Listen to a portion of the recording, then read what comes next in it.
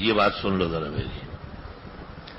اب ایک بات یہ سن لو کہ حدیث شریف میں ہے ہر نبی اور رسول نے محمد الرسول اللہ صلی اللہ علیہ وسلم نے بھی شفاعت کر لی اور مکمل ہو گئی.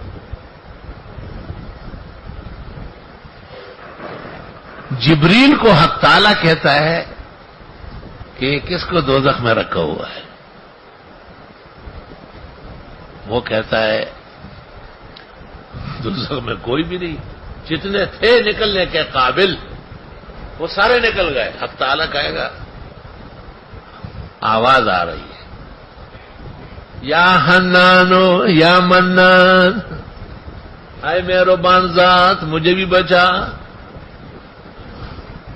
حق تعالیٰ جبریل کو کہتا ہے کہ ذرا عرش کے ساتھ سر لگا دو، کان لگا. عرش پانے آواز اور خطر یا خدا یا. جبریل بھاگتا ہوا جہنم کی طرف جاتا ہے اور جہنم کے تمام فرشتے، خاص کر وہ مالک جو جہنم کا بڑا دروغہ ہے اور چیف سیکرٹری ہے، وہ کہتے ہیں ایک ایک فرد جو داخل ہوا باہر گیا اور کتنی دیر میں وہ گھڑیاں وہ سب مجھے یاد ہے، ایسا کوئی آدمی نہیں. پھر جبریل بارگاہ الہی میں پیش ہوتا ہے استغاثہ لے کر. حق تعالیٰ کہتے ہیں کان لگا، عرش کے ساتھ کان لگا. کان لگاتے جبریل رونے لگتا ہے، فریاد آ رہی ہے، کیا کہہ رہا ہے کہ یا حنان و یا منان. پھر وہ جاتا ہے 3-4 دفعہ مالک النار کی طرف اور اس کو کہتا ہے تیری بھی عزت اس میں ہے اور میری بھی، کہ بد نکالو کہاں ہے، کس در چھپایا ہوا ہے.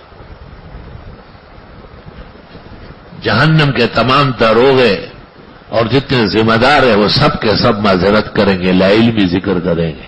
حق تعالیٰ کہیں گے جہنم کے قعر میں بالکل تہ میں کیڑے کی شکل میں ایک انگارہ ہے، اس کو اٹھا لو. وہ انگارہ وہی ہے یا حنان یا منان والا ہے. لا الہ الا اللہ. خدا تو بڑا ہے، تجھ سے کوئی بڑا نہیں ہے. تمام کے تمام علم نفی. سارے ملائک اور سارے ذمہ داران. امام اعظم نے مسند کے اندر امام اعظم میں یہ واقعہ نقل ہے، امام کے ابو حنیفہ کی روایت میں یا حنان و یا منان. کیا زبردست وظیفہ ہے، یا حنان و یا منان. تو آگ میں جھلس کے وہ انگارہ بن گیا، انگارہ جھلس کے مڑ گیا. مڑنے کے بعد اس کی شکل ایک کیڑے کی ہو گئی. کیڑا بھی بالکل پتھر جیسے اور پتھر بھی جیسے آگ کا حصہ جیسے، اور وہاں سے آواز اب بھی آ رہی ہے یا حنان و یا منان. ایمان بسیط ہے. آخر کار ایک نہ ایک دن نجات دلا کے رہے.